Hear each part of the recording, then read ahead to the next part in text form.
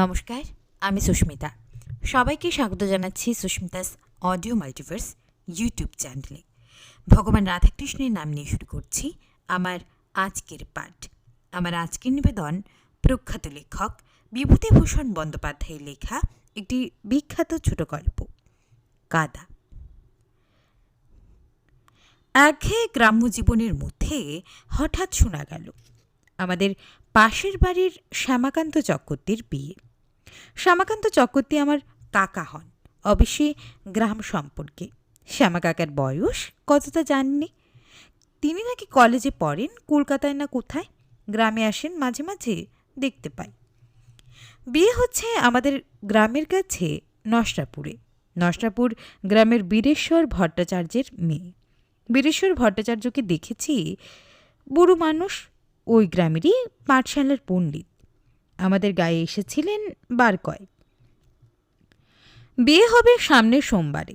হই হই পড়ে গেল পাড়ার ছেলেদের মধ্যে। আমাদের দল ঠিক করলে একটা উৎসব করতে হবে এই বিয়ের দিনে। আমার উৎসাহটা সবচেয়ে বেশি।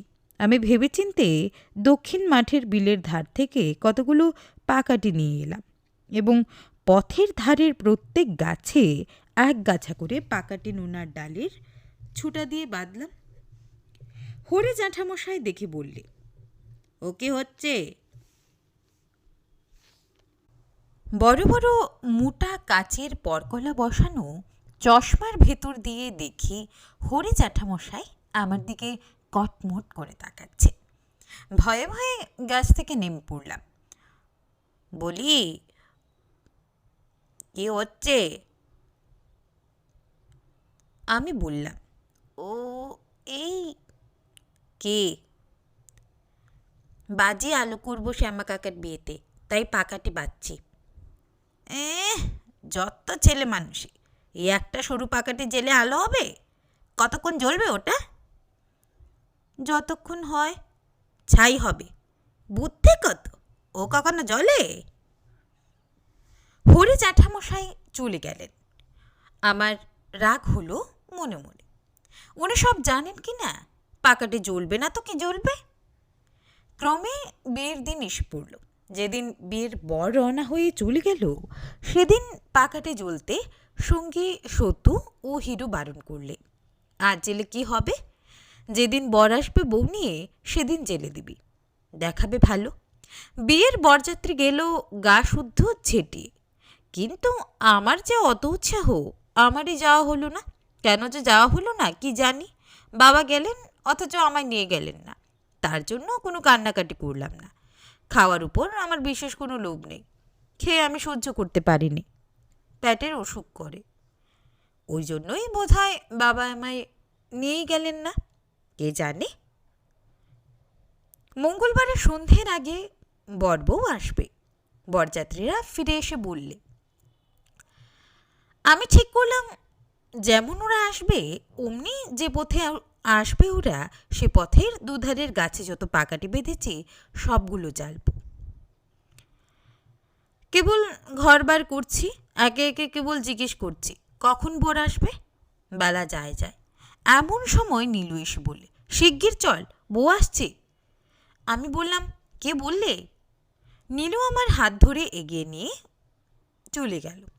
গোয়ালপাড়ার মোড়ে গিয়ে বাজনার শব্দ পাওয়া গেল যথেষ্ট। বললাম, কতদূর রে? তা বুনুপাড়ার কাছে হবে, অনেক দূর এখনো। দেখতে দেখতে শ্যামা কাকার ঘোড়ার গাড়ি কাছে এসে গেল। আমরা ঘোড়ার গাড়ি বেশি দেখিনি। দু একখানা কালী ভদ্রে শহর থেকে এসে এই গ্রামে ঢোকে। তাও আমাদের জীবনে সব শুদ্ধ মিলে বার দুই দেখেছি মাত্র। ছেলের দল কলরূপ করে উঠল, ওই যে ঘোড়ার গাড়ি। সঙ্গে সঙ্গে বর বউ শুদ্ধ গাড়ি কাছে এসে পড়ল। এইবার কিন্তু বাঁধল মুশকিল। এই পাকা রাস্তা ছেড়ে খানিকটা কাঁচা রাস্তায় গেলে আমার গ্রাম। শ্রাবণ মাসের শেষ, বেজায় কাদা হয়েছে কাঁচা রাস্তায়। বিশেষ করে একটা জায়গায় হাবুর কাদা, সেটার নাম সারাতলার দো। গাড়ি সেখানে এসে সেই হাবরে পুড়ে পুঁতে গেল। মুষের গাড়ি যে গাড়ি সে কাদায় পড়লে উঠে না। শহরে ঘোরার সাধ্যে কি সে হাবড় থেকে গাড়ি উঠায়? ননি বললে, এ কাদা থেকে বাচ্চাদনের আর উঠতে হবে না, ও রুগা ঘানা ঘোরার কম্য না, এ হাবড় ঠেলে উঠা। তখন সবাই মিলে চাকা ঠেলতে লাগলাম। গাড়ি চলে এলো শ্যামা কাকাদের বাড়ি। শ্যামা কাকার মা বউ বরণ করে ঘরে তুললেন। তখনও সন্ধে হয়নি। বর্ষাকাল, রোদ আছে কি নেই বোঝা যায় না, যদিও ৩-৪ দিন বৃষ্টি হয়নি। আমাদের আকর্ষণের বস্তু হয়ে দাঁড়িয়েছে ঘোড়ার গাড়িখানা। সেখানে বকুলতলায় দাঁড়িয়ে তার চারিপাশ ঘিরে গ্রামের যত ছেলেপিলে। গাড়োয়ান বলছে, যদি আমরা সারাতলার দয়ের হাবড় পর্যন্ত চাকা ঠেলে গাড়ি উঠিয়ে দিতে রাজি হই, তবে সে আমাদের গাড়িতে চড়তে দেবে পাকা রাস্তা পর্যন্ত। আমরা সবাই হই হই করে গাড়িতে উঠলাম। কতক গাড়ির ছাদে, কতক পেছনে, কতক ভেতরে। সারাতলার দয়ের কাদা থেকে সবাই মিলে ঠেলে গাড়ি উঠিয়ে দিলাম। তার বদলে পাকা রাস্তা পর্যন্ত আমাদের গাড়িতে চড়িয়ে নিয়ে গেল। কি মজা! আমরা যখন পাকা রাস্তায়, তখন সন্ধ্যা হয়, আর এমন সময় অন্ধকার নামল। ননি বললে, এখন হাত পা ধুবো কোথায়? সব্য অঙ্গে কাদা। আমাকে বললে, মশাল জ্বালাবি নে? চুপ কর, কে ডাকছে? সর্বনাশ, আমার বাবার গলা। সন্ধে হয়ে গিয়েছে, ঘুটঘুটটি অন্ধকার। বাবা আমায় খুঁজতে বেরিয়েছেন। তিনিই ডাকাডাকি করছেন। সন্ধ্যার সময় বাড়ি ফিরিনি, বাবা ডাকতে বেরিয়েছেন। ননি বললে, আলো দিবিনি গাছে গাছে?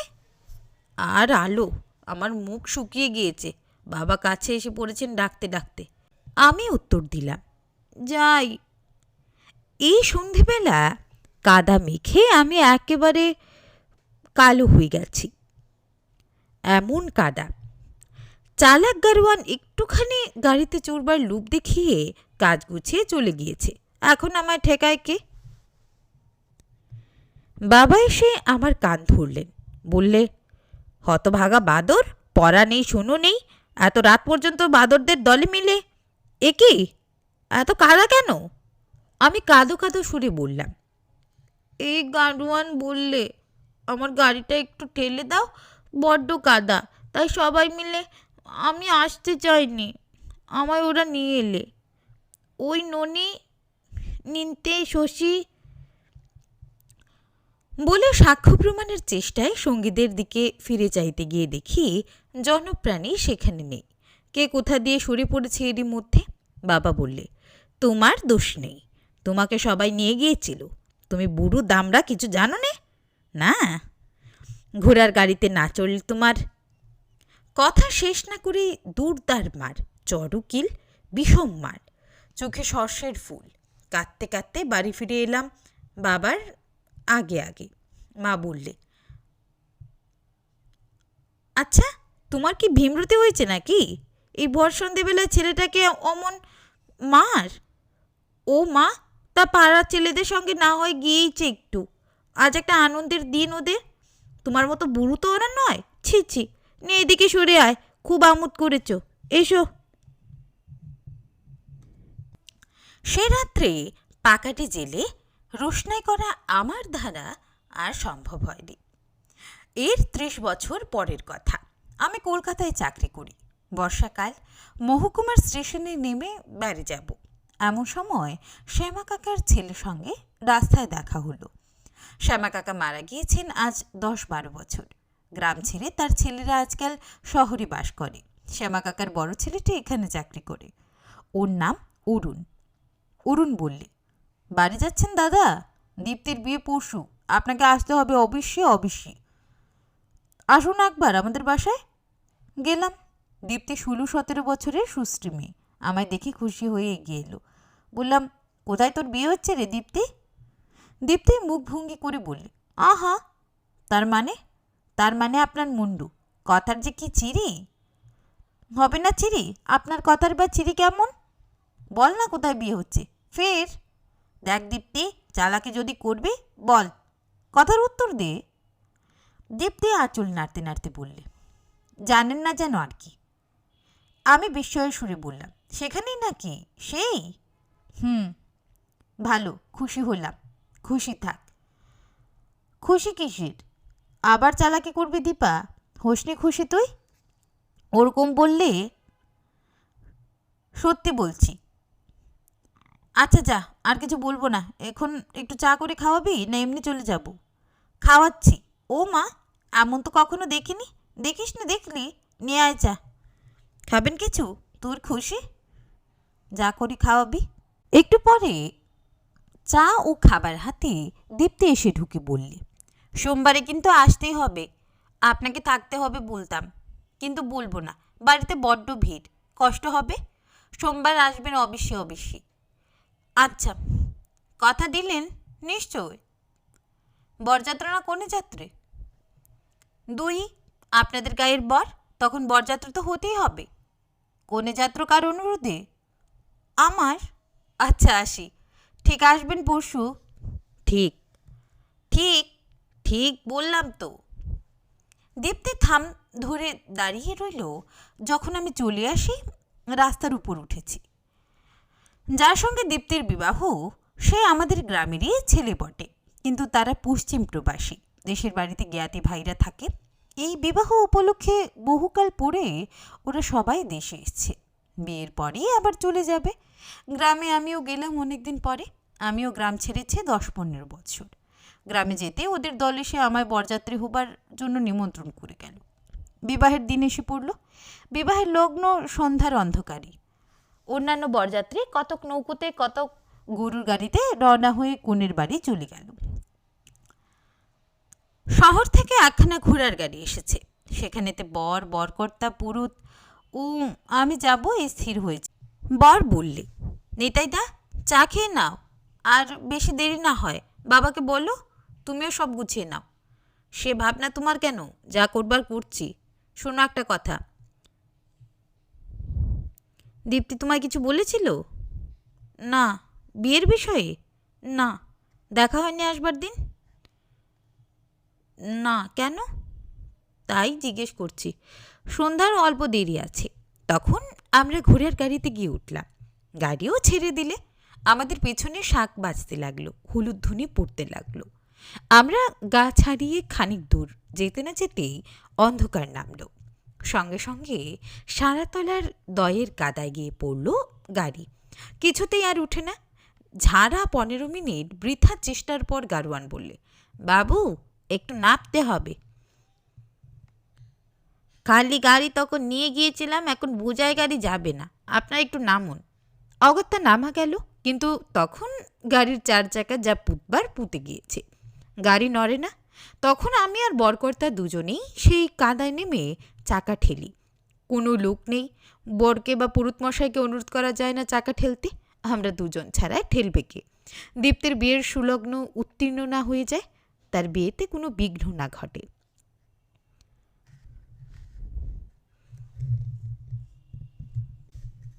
প্রাণপণে ঠেলতে লাগলুম সেই চাকা, সেই সারাতলার হাবুড়ের মধ্যে। আবার কাদা। বরকর্তা বুড়ো মানুষ, তাকে আমি বেশি ঠেলতে দিলাম না, নিজেই ঠেলে কাদা পার করে তুললাম। বর বললে, এ কি চেহারা হলো?